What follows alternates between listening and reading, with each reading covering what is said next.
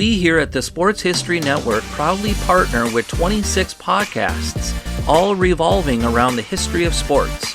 But did you know that many of our hosts were sports history authors way before they started their shows? It's true.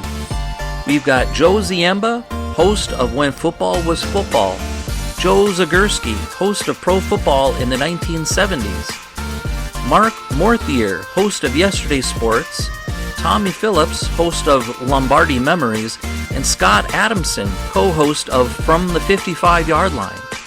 All these authors have many books for you to choose from. To check them out, go to our website at sportshistorynetwork.com/sportshistorybooks. Pick up your copy today. Soundtrack provided by Kevin MacLeod of filmmusic.io. This is Jeremy McFarland for the Football is Family podcast. The history of the NFL is marked by great moments. Moments that make people famous, moments that make cities celebrate, and moments that make franchises into dynasties. In the history of the NFL, you will find moments when people, players, and coaches come together to either form a great union or form a division in the organization, causing it to not to go anywhere. Sometimes they could do both. Today we talk to Jack Gilden, the author of the book Collision of Wills, Johnny Unitas, Don Shula, and the Rise of the Modern NFL. In this interview, we talk about this book, we talk about Johnny Unitas and Don Shula, and how the Mayflower Moving Company is viewed in Baltimore today. Thank you for joining us on the Football is Family podcast. Please subscribe to this podcast and the other podcasts on the Sports History Network. While you're at it, message me on Twitter at Jeremy_McFarland if you would like to be interviewed about what makes football family to you. And we are back to Football is Family, the podcast that talks about why football is family to each one of us. And I have a special guest today that I would like for him to introduce himself. I'm Jack Gilden. I'm an author from Baltimore, Maryland, and I wrote the book Collision of Wills, Johnny Unitas, Don Shula, and the Rise of the Modern NFL. Now, Mr. Jack, before we get any further, I'm just having some problems with the idea of Baltimore right now because of how they treated my Titans in 2000. I hold a very long grudge. I can overcome that right now just for this time. I was in Nashville. Nashville for that game. Yeah, and let me tell you, I love the city of Nashville, one of my favorite cities in the whole country, just based on that visit. And the people were the nicest fans I ever met in the NFL were in Nashville. That's the one thing I found out about people in my home state and in Nashville specifically. They're very nice people, and if you get a couple of beers in them, they'd be really nice. They were super nice people, and they were really smart football fans, and they loved the game without being obnoxious. That's always a plus, and we're hoping that we'll figure out who tried to destroy part of our city. We're hoping to figure out that pretty soon. I sure hope so. I hate that, hearing that kind of thing. I watched the video of the explosion, and that guy, it wasn't an accident. He knew exactly what he was doing. But let's talk about some more positive things. How about that? So okay. I finished your book. And one thing that I want to point out is I didn't know – I thought I knew a little bit about football history, but I didn't know a lot of the background that Johnny Unitas and Don Shula, that he coached Unitas. I didn't know that. Yeah. A lot of younger people don't remember it. They only think of Shula as the Dolphins head coach. I think what's even more interesting is that and the people don't know, and even really very astute football, followers who are like the history of the game don't remember that they were teammates. That's the really interesting thing, I think. That is, Shula played defensive back and Correct. Wasn't all that good. He was okay, but the game was changing.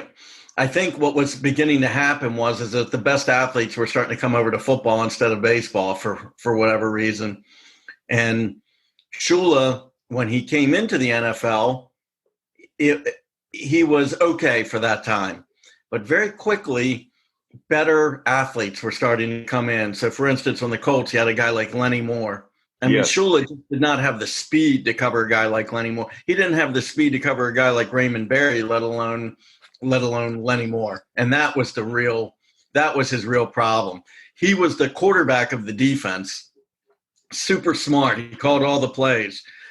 And so what he would do is he would call plays for a situation that would make him look good. So he would call a play where he knew he would have certain help if he needed it, things like that, So he understood what his limitations were, and through good positioning, he did the best he could. But it was very apparent that he didn't have it athletically anymore for that league. Well, what was funny about what you're saying there is, in the book you mentioned that Unitas basically bristled at Shula calling the play, that Unitas thought that Shula should call the defense while he called the offense. Why is that the case? Because Johnny U was the canniest play caller in football. His whole reputation was built in that 58 championship game where he was calling plays on the fly, and he was, if you've ever heard Sam Huff, the Giants middle linebacker, talk about it, they thought he was reading his mind. So, I think the year before or 2 years before, I think they played the Browns maybe in the championship game, or no, maybe it was the week earlier or something. They played the Browns, and they could easily read Paul Brown's tendencies. It was like the Giants knew everything Paul Brown was going to do before he did it. But with Unitas, they were totally perplexed. It was like he was thinking, in 3 dimensions, way beyond what those guys were capable of responding to. And they didn't know how to cope with it. So much of Unitas's reputation, and I think I mentioned this in the book, was the cerebral side of him. Everybody talked about, you looked at him with his shirt off in the locker room, and he had no pectoral muscles, he had no biceps. He was an unimpressive specimen, but what he was smart. Even when he died, many decades later, in the New York Times, the headline was, Baltimore's genius of the huddle dies. That's what he was looked upon as like a genius in that context. And so when Shula came in and all of a sudden was questioning his play calls, and not only questioning it, but usurping his power, to call the plays, it did not go over well.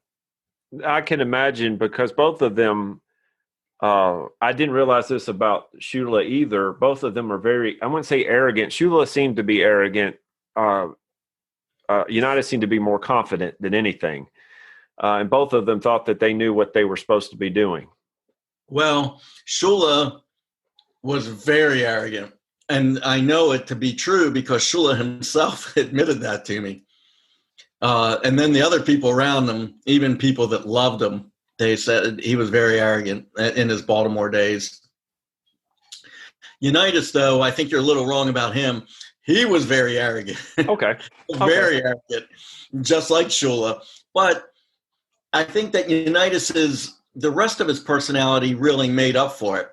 He was super competitive like Shula was, and arrogant. When I say arrogant, I don't necessarily mean it in a derogative way, but he thought he knew what was best.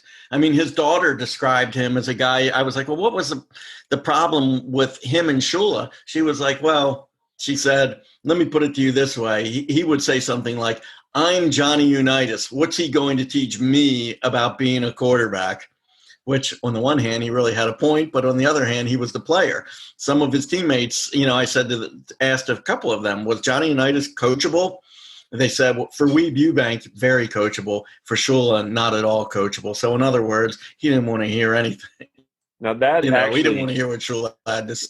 That actually is pretty funny. Now, Shula and Unitas were very close in age. Could that be part of it?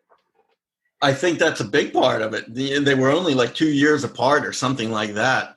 And not only that, but like I said, they started off as teammates, and the one guy, he became the biggest superstar in the game, probably the biggest superstar to this day that the game has ever known. Shula was on the decline. That decline was pointed out by Unitas in practice every day. Not that he was saying it, but he was demonstrating it every day. He and Raymond Berry were lining up across from Shula in practice every day and lighting him up. Then in 1957, Shula was cut from the Colts, and he goes to the Washington Redskins. They pick him up, and he plays for them. And the Colts play the Redskins that year, and the Colts go down there to face him. And Unitas and Berry, they know exactly what he can and can't do. They're lined up against him. I mean, think about this. In today's easier NFL with the relaxed rules, how many receivers ever have 250 yards receiving in a single game? In today's NFL, with Dan Marino or with Mahomes or with who else is great? Tom Brady, that rarely ever happens. But Raymond Berry had 250 yards receiving that day, 1957, against Shula. I said, Coach, what happened there? I said, how did that happen? He said, well, I knew how good they were. And he said, so before they got there, I vowed. I said, I'm not going to let them get any long gainers over my head. So I said, so what happened? He said, they completed quite a few right in front of me, he said. And so he had 250 yards and 2 touchdowns, and they won the game. Well, that's where you come from, years looking back and saying, you know what, maybe I could have done something different then. And that's something that I appreciate about a man who could say, you know what, I made a mistake and I probably should have done something different. Well, I mean, I don't know about if he felt that way as a player. I think he just knew he didn't have it. I think as a coach, he did feel that way. Like he said that to me. So in dealing with Unitas in particular, he said, look, I'm just going to be honest with you. I made a lot of mistakes in dealing with him. And he said, I just, I didn't have the right way of communicating with him. I think he knew. He was like, I was young and I didn't really have everything thought out about my manner like I should have. But do you think that Shula learned, since apparently you have talked with him before he passed, obviously, to make this book, do you think that Shula learned from his time with Unitas and that helped him with his time with Marino? Well, I don't think he got along so great with Marino, but I never really looked into it. I don't have any real inside information of that, but that's just my recollection. I think what it really helped him with was with Bob Greasy. Bob Greasy, yeah. Yeah. So, for instance, it seemed to me that all the personnel was there when he got there, basically, that won the titles. So he got there, and the Dolphins seemed to be built very much in the mold of the Green Bay Packers, weirdly enough. So Shula had this red-hot rivalry with Lombardi and with the Packers in the 60s. That Colts-Packers rivalry in the 60s was unbelievable. And it was the greatest rivalry in the history of football, I think. So, but the Dolphins, were built more in the spirit of the Packers than the Colts. And so he got in there and, they had that devastating running game with a Mr. Inside, which was Zonka, and a Mr. Outside, which was Kick and Morris. And just like Vince Lombardi, he had Jim Taylor and he had Paul Hornung. Mm-hmm. And Lombardi had Bart Starr, who was very underrated, very, very good quarterback, super accurate. And that was Greasy. He was not flashy, but when defenses couldn't cope with that running game, he was deadly accurate. He was a very good quarterback and very accurate. So I think that, that when he went to Miami, you got to remember, like, Greasy was very young, had never had any success. The team had never had any success. So Greasy was very much on board with listening to everything Shula was telling him to do. And, by the time Shula came to Baltimore, Unitas had already won 2 championships and was widely acclaimed the greatest player in the history of the league, even though he's still in his 20s.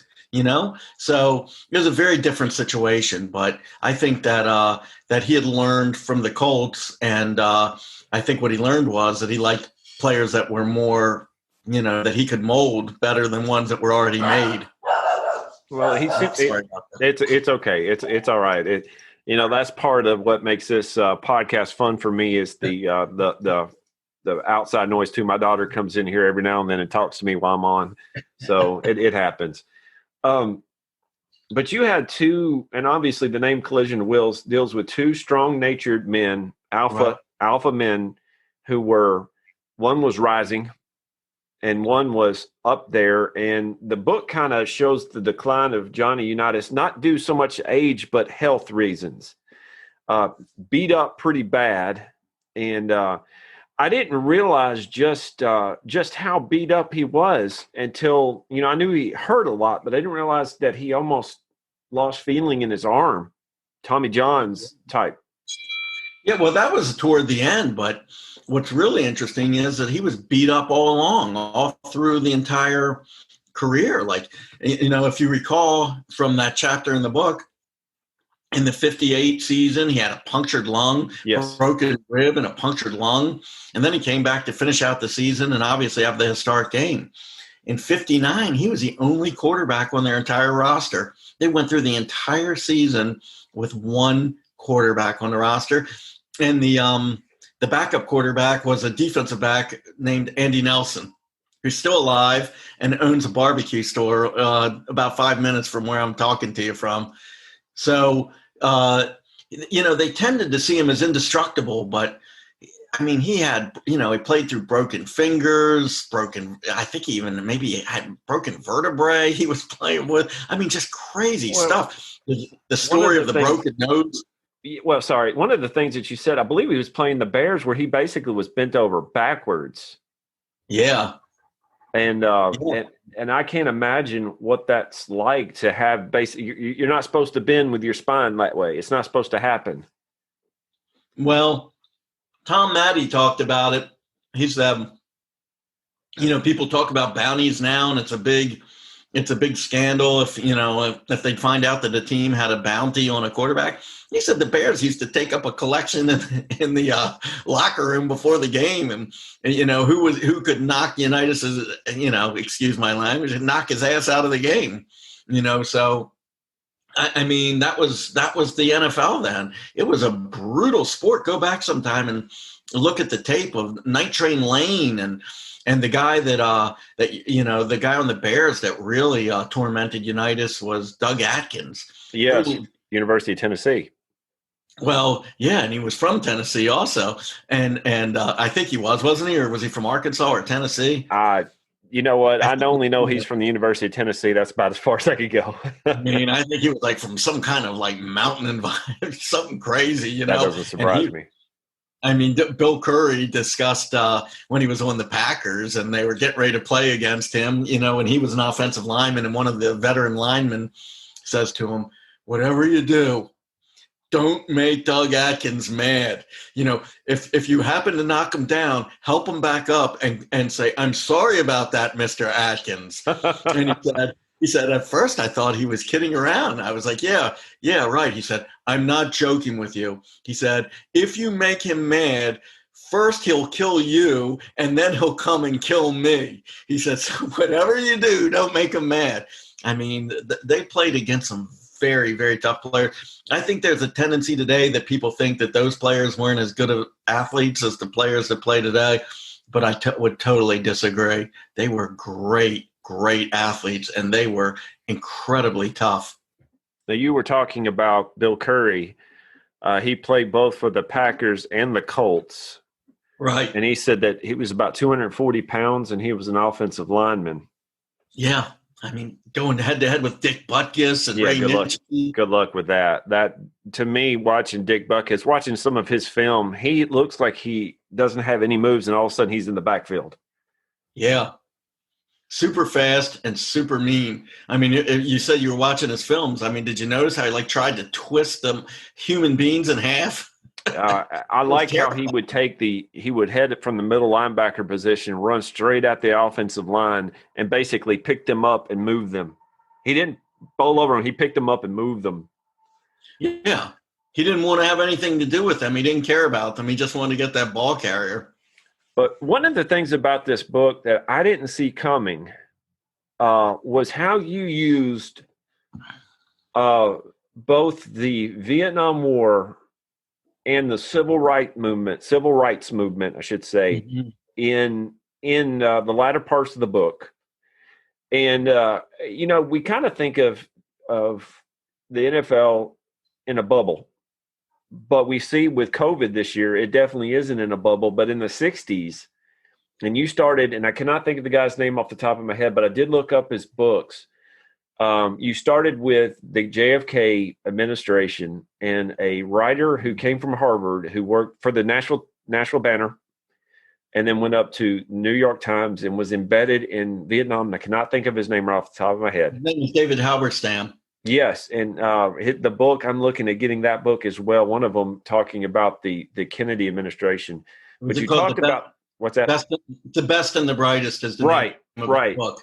Right, and how, and I was like, how are you taking a writer for the New York Times and then applying it to Cassius Clay? But you do it in a way that takes about 2 chapters that when you look at Johnny Unitas, and then you take a look at somebody like Joe Namath, and you see 2 different cultures. And that is how you did it. And I think you did it wonderfully, where you didn't take sides. You just said, this is the way it is. You have the establishment, and then you have the counterculture. And it was that way in the NFL as well. Yeah. I mean, I love that what you said to me, by the way, just now, when you said you don't take sides, because there's one thing I hate is reading a book and feeling like that the author has an agenda. Well, I'm talking about a nonfiction book. So for me, I never come into it with an agenda, no matter what my personal prejudices are.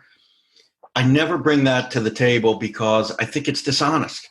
So instead, what I try to do is to gather evidence on the things that I'm interested in, and then go where the evidence takes me. So and then I try to kind of show both sides of the story anyway. So I do analyze, but my analysis is based on what I learn, not on the prejudice I bring with me to the table when I start. So you did that. When I was listening to it and reading it as well, I started saying, all right, where are you going to go with this? Well, I like where you went with it. And I appreciate that, because to me, when I read a history book, and this is a history book, it's a sports book, but it's a history book. I want the facts. If I want opinion, I can find other books about that. But I like how you use that, because what you were doing is also you were tying it in, at least the way I saw it, to the AFL. Yeah. The AFL definitely had that counterculture revolution type feel to it. I was trying to kind of show like how the football was a metaphor for what happened in Vietnam. Like, so Super Bowl III, the Colts were kind of like the United States, and the Jets were kind of like Vietnam, the North Vietnamese. It was like, and not to trivialize a horrible war, and lots of people got, killed or terribly injured, and the goals of it were murky. But what I was trying to say is, so I'm not trying to trivialize it, but what I was trying to show is how the reality and the game were imitating each other in a weird way. And football had become so important in our culture by that time that football coaches were considered for the top of both tickets in 1968. Now that to me was hilarious to hear it, because I heard something about Vince Lombardi being considered for vice president in 1968 for the Democratic. Right. I didn't know about Bear Bryant. Well, I don't think anybody was seriously considering him, but at the convention, he got votes for both president and vice president. Well, if you want to carry Alabama, go ahead and put Bear Bryant, but the other SEC schools states would probably say, no, he's beaten us too many times. We don't need him as vice president. Well, I guess it kind of represented the schism too in the Democratic Party, which was at that time, part of it was very liberal and part of it was very George Wallace, shall we say, Yeah, It was splitting apart based on race. And so I guess what I was just trying to show is, go back to the title of the book, Collision of Wills. So I was trying to broadly interpret that in these stories that people could, appreciate, these stories of conflict between men. So in the end, I kind of saw Unitas and Shula as as kind of metaphors for the entire society was at loggerheads. The young and the old didn't distrusted each other. The black people and white people, Jews and Gentiles. Even in the book, I showed kind of a break that people don't think about from the old days, but Protestant and Catholic people were very mistrustful of each other at that time as well, and factored into the book. What you did talk a lot about Unitas's religion, which was neat to see that. I didn't know that part about him. But one thing is, and I want to get a little personal with you, and I want to tell you something. We a few years ago, my wife and I adopted a little Latina, and both my wife and I I'm Scottish origin. My wife's German, so we're very, very white. Just that's the way it is, right? And we're trying to teach her the background of her being a Latina, and reading what you said in these books, you have to see it from different perspectives in life in order to understand people. And we want her to see, her name's Harmony. We want her to see, your parents are not the same color as you, but we are people, and we have the same goals. We have the same life, and we want to love you just as well as you were biologically ours. For Johnny Unitas and for that, the one thing that I saw in this book is how he was having trouble seeing people like Joe Namath, and basically talking about his hairstyle. and there was that collision of just the older generation to the newer one. Not only that, but the fact that he had a 3-year, $400,000 contract that probably made him mad too. Hey, I mean, Unitas was the best player in the league for a decade, and I think in 1965 he signed a contract for $70,000, a 1-year contract. And Joe Namath never played it down in the professional ranks. He came in with 2 bad knees, and he signed a contract for $400,000. It went over multiple years. They gave him a beautiful Lincoln Continental, and they gave jobs to his brothers, and I mean, you can imagine how Johnny Unitas felt. I'm sure it was enraging to him. Well, I didn't realize that he had signed 10 contracts at that point. Well, I guess it was 10 contracts. What was his first year? Like 56, I think, with the Colts, or 55 with the Steelers. Well, and I heard this as well, that what were the Steelers thinking? When they let him go? When they let him go, Yeah, they weren't thinking. They never even gave him an opportunity. He never played in a single preseason game, and they didn't know what he could do. Didn't they have Len Dawson as well? They did have Len Dawson as well. They had many other really good quarterbacks that they let go over the years. And that was the thing. Like, if you recall in the beginning when they got Terry Bradshaw, he wasn't very good. Right. And so they didn't like him. He was the number 1 pick in the entire draft. And I think that the chief, the owner, Art Sr., he was like, look, we're not getting rid of this guy. How many quarterbacks have we given away over the years? And several Hall of Famers, including Len Dawson and Unitas. So they stuck with the blonde bomber, and that really worked out well for them. But it took him several years to really get it together. But yeah, I mean, I think, the thing about the Colts understanding what was there in Unitas, it's always mythologized. Oh, they got a postcard from somebody in Pittsburgh that said, you should see this guy, he's good. And, well, it was baloney. First of all, some people think Unitas himself sent the postcard. And then secondly, they were waiting for him when he got there, because Unitas's college coach was friends with Weeb. Eubank was fantastic. He might be the greatest coach in history, as far as I'm concerned. And Weeb was, he had lots of tentacles. So this guy, I can't remember his name. He was the head coach at Louisville when Unitas was in college, and he called them up. He said, look, Weeb, don't go to sleep on this Unitas kid. He's coming for a tryout. said Pittsburgh never gave him a chance. He's really, really good. This was Eubank's son-in-law, who was one of his assistant coaches, told me this story. A guy named Charlie Winter. He said when he got there, he was like, you could see immediately he could make all the throws. He would, had a super strong arm. He was smart, and he was a Weeb Eubank player. So the Colts were a different, light years ahead of the Steelers. Tell me about Bubba Smith. Bubba? Yeah, I mean, he's a very, he's like a tall tale. So the Colts had the very first pick in the draft. This was something that Shula had wangled. So the Colts had a backup quarterback named Gary Quazzo. And for years, he went to the University of Virginia. He was a smart guy and ended up becoming a dentist, followed in his father's footsteps. But for years, he was. They would always talk about how he would be one of the best quarterbacks in the league, except that he was sitting behind Johnny U. So finally, he comes to them and he's like, look, I want to get out of here. I'm never going to play. I want you to trade me. So they agreed. And so they traded him to the Saints in their first ever year in the league.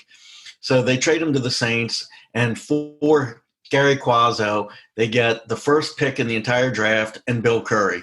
Bill Curry was a great player. He would be just like maybe, just barely not a Hall of Famer, but I don't even know why he would not be. Played on so many great teams. He's a starter for, like 10 years or more in the league on two of the most historic teams ever.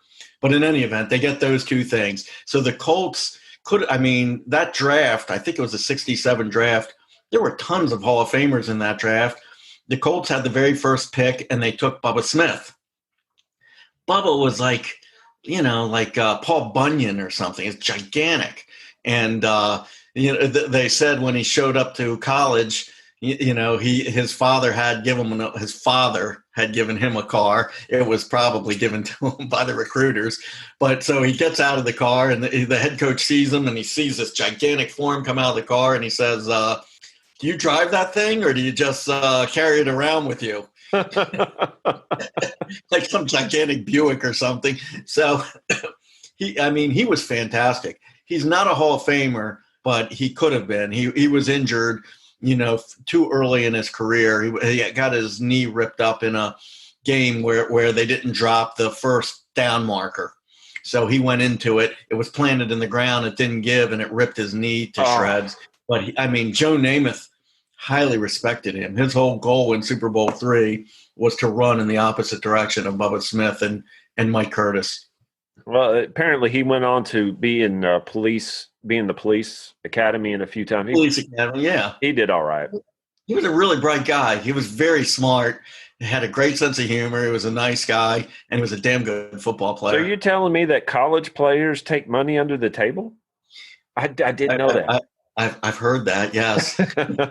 That's Michigan State, folks. Michigan State. Couple questions, and I'll leave you. And I appreciate, Mr. Jack, for your time here. A lot of the younger people don't know who Johnny Unitas is, but if you were to take the top 5 quarterbacks in NFL history, would you say Johnny is in the top 5, at least the top 10, definitely? Oh, for me, I would say he's the best quarterback in the history of the league. He was considered that in his own day. Now, you can't say that Dan Marino or Montana or Brady or any of those guys, you can't say that they're better than he was because they didn't deal with the rules that he dealt with. He was getting beaten up like crazy in a way that these guys, and these are all tough guys. I'm not putting down the modern day players. It's still a brutal sport, but it's just not the same as it was. So when you look at Johnny U's stats or his lack of this or his lack of that, you just can't say that he lacked in any way. His leadership abilities, his accuracy, there's no doubt in my mind he would be, if you had a list of one, he'd be on that list. He'd be the one. He's definitely the best player in the history of the league. Not just the best quarterback, but in my opinion, he's definitely the best player in the league's history. He didn't have any fear. No fear at all. And that was one thing that really, I thought that was overstated. But then in talking to his opponents or reading what his opponents said about him, that was the one thing they all stressed. he was not afraid of anybody. They talk about being in the huddle with him, not the huddle, I'm sorry, in the pile up with him after they sacked him, throwing dirt in his face, grinding their fists in his face, whatever. They saying nasty things to him. They said he was just as cool as could be. He said he wouldn't say anything in retaliation, no matter what they said to him. They said he would just, like Merlin Olsen described him, just glaring at him with these, with those piercing eyes, and he would just glare at him. And he said, they were almost sorry they did it, because he said, we knew he was going to get us sooner or later. Like, they were afraid of him. He was intimidating from his position, because they knew that he could undress them eventually and he would pull that game out. And, so they were afraid of him. He was never afraid of them. It's weird to see Johnny Unitas in powder blue, isn't it? No, look, the Chargers are a great organization. They were Sid Gilman's organization, and then later Air Coryell. But you're taking the greatest player in history, and they humiliated him at the end, and sent him out there. They should have never have done that. They did it because they owed him $300,000 on a contract. The owner who signed that deal with him no longer owned the team, and instead the Irsay family owned the team. They claimed they wanted the Colts because they admired Johnny Unitas so much. But then the first thing they did was try and renege on that contract. They didn't want to pay it. So that was why they got rid of him, and they sent them out there. I think in 1972, everybody talks about how washed up he was. That was his last year as a Colt. When they benched him in the middle of the season, he was leading the AFC in completions when he got benched, if you can believe that. And this is 17th season. He was good all along. There's a whole lot more stories that we could talk about, like Weeb Eubanks and Don Shula at Super Bowl III, I believe. Yeah. But one last thing. Sure. When we talk about Shula, you talk about his toughness. He wasn't scared. What is one story that you can tell us right now that is probably your favorite story about Shula? About Shula?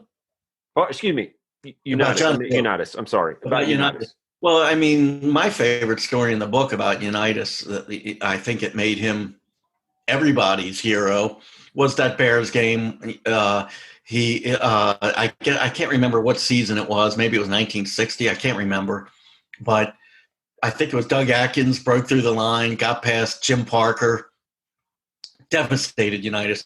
The whole game's on the line. It's late in the fourth quarter with maybe 30 seconds left in the game. Sacks them. They call timeout. Unitas has blood gushing out of his nose and his mouth. It's coming out of the bridge of his nose. It's coming out of both nostrils. The referee comes in the huddle. He's like, Unitas, you got to leave the game. And he cusses at the referee, tells him to get out of his huddle. So one of the Colts offensive linemen, a guy named Sandusky, reaches down and scoops up a handful of mud from the turf and plugs up Johnny U's nose. So the blood and the mud are both running down his face and into his mouth. Parker said he almost vomited right on the field just looking at it. It looked so horrible. So they go to the line. There's 15 seconds left in the game. He fades back. He hits Lenny Moore in the furthest corner of the end zone, the back of the end zone in the corner, puts it on a dime with I think J.C. Caroline, some great cornerback all over Lenny Moore. Boom, catches it. They win the game. He's ready to pass out, but he wins the game. That was the quintessential Unitas. That was who he was. Are you a lifelong citizen of Baltimore? I am. How hard was it was it 83 when Mayflower took your team? Well, it was after the 83 season. It was actually in March of 1984. Well, see, I was a college. Not that you know that for certain, huh? Not that you don't have that etched in your mind. Oh, of course. Every Baltimorean of a certain age, it's, I say, aren't you an ordained minister? Well, I'm something. We'll go with that. Okay. Well, all right. I'm sorry. I don't mean to get too personal with you. No. I'm a preacher. I don't like titles, but I'm just Jeremy. Okay. Well, when I was gonna say, what I've said is, that was like the Romans like taking the temple to Baltimoreans. It was, Wow.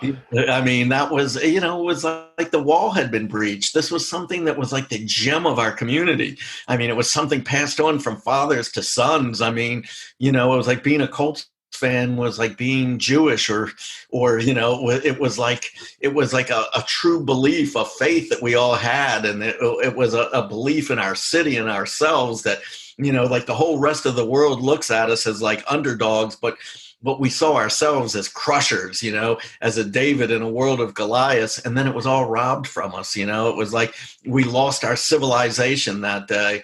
It was a horrible day. I was at college at the time. I lived right near the complex that, where they were. And I just remember, seeing on television while I was at school, the moving vans coming. It was surreal. It didn't seem like something that could ever happen. It would be like moving the harbor out of the city, or Fort McHenry, or, something like that.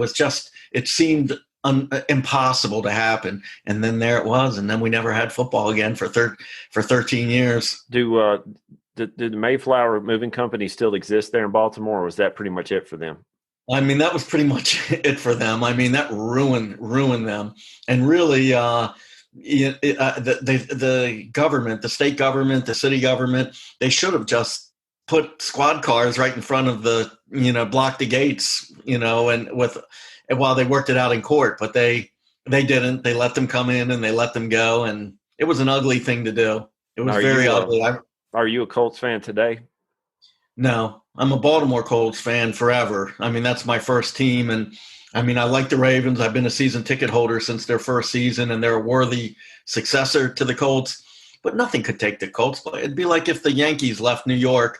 I mean, maybe they'll get another team. I mean, the Mets replaced the Dodgers and the Giants, but not really.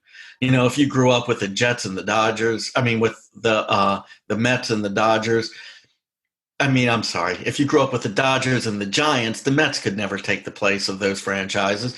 And the Ravens are a great, great organization, but the Colts had Johnny Unitas. They had Gino Marchetti. They went from Weeb Ewbank to Don Shula. They went from one guy who might be the greatest coach who ever lived to another guy who might be the greatest coach who ever lived. The Colts were just more special, I think, than almost any other franchise in any other sport. At least they were to us. That's the way we saw them, and it was devastating to lose them. Do you have any Baltimore Colts memorabilia? Yeah, I have a football signed by all the Baltimore Colts that are in the Hall of Fame. I have an old poster of the all-time Colts team. I have not too many things, but I have like a little Johnny Unitas statue that somebody had given me as a present. What else? I mean, you want to know what I mostly have? I had the ability and the gumption, I guess, to go out and meet the Colts, and to my greatest artifacts are my memories of spending time with them and talking to them and being in their homes. And I slept over Jimmy Orr's house. I mean, that's pretty cool. That is pretty cool. I like that better than memorabilia. Absolutely. Well, Mr. Jack, you want to plug your book one more time? Yeah, it's called Collision of Wills: Johnny Unitas, Don Shula, and the Rise of the Modern NFL. And I've just finished my second book. It's not yet titled, but it'll be coming out probably in 2021. And it's about the racehorse Spectacular Bid and the untold story behind that horse's victories, and especially its crushing defeat in the Belmont Stakes. And I think that your listeners would love that one also. So I'm looking forward to it. But I got to tell you, Jeremy, I love talking to you, and you're a great guy. I really enjoyed the conversation. Well, thank you very much. Thanks for coming on. And you got a Twitter account, don't you? Yeah, it's at Jack Gilden. And you can also reach out to me on Facebook. And my website is jackgilden.com. Well, the book is fantastic, and talking with you has been fantastic. Thank you very much for your time. My pleasure, Jeremy. It's a pleasure to meet you. Have a great evening. Let's get back together. I hope so. Right. I'll look forward to it. Have a great night. This is why football is family, folks. Thank y'all. This podcast is part of the Sports History Network, your headquarters for the yesteryear of your favorite sport. You can learn more at sportshistorynetwork.com. At the Sports History Network, we're all about sports yesteryear, and so we're so pleased to introduce you to Row One, an online memorabilia gallery and shop that brings your sports history to life anywhere. The Row One gallery includes over 5,200 gorgeously reproduced prints of team posters, game program covers, game tickets, advertisements, and more in baseball, pro and college football, pro and college basketball, and more. And any gallery item may be printed in a variety of sizes on wood, metal, canvas, acrylic, or poster paper. And in Row One shop, check out the thousands more of unique items with the retro and historical designs dating back to 1876, including t-shirts, long sleeve shirts, phone cases, mugs, blankets, pillows, towels, and even shower curtains. Go to sportshistorynetwork.com, ROW1, for access to the full Row One catalog and for gallery prints and gift items, plus get a 15% discount off all prints on the Row One Pictorum Gallery with coupon code SHN15. Follow the link on the show notes.